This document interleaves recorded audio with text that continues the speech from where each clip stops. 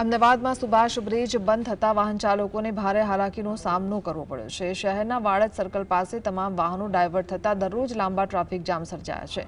Vadaj બ્રિજનું repairing કામ પણ ચાલુ હોવાથી ટ્રાફિકનું ભારણ પણ વધ્યું છે। વાહન ચાલકોનું કહેવું છે કે ફરીને લાંબો રૂટ લેવાથી સમય અને બળતણ બંનેનો બગાડ થાય છે। સવાર સાંજના પિકઅપ અવર્સમાં વાડજ સર્કલથી આશ્રમ રોડ સુધી વાહનોની લાંબી કતારો જોવા મળે છે। મુશ્કેલીઓ પડી રહી છે। તંત્રની બેદરકારી વધારે પડતી છે।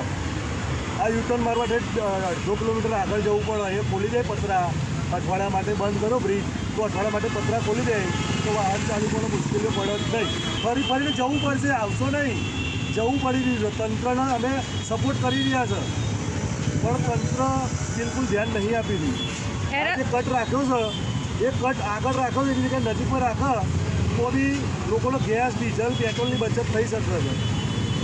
અરે બ્રિજ તૂટી જાય છે વારે વારે, શું કહેશો?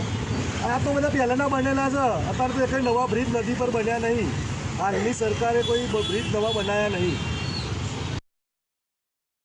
આ જે બ્રિજ બંધ કરવાથી અત્યારે પબ્લિકને બહુ જ હેરાનગતિ થાય છે। બધી જગ્યાએ ચારે બાજુથી ફરીને જવું પડે છે, અને બધા અહીંથી નોર્મલ બિચારા એટલે નોકરિયાત વર્ગને ને બધાને બહુ પ્રોબ્લેમ થાય છે।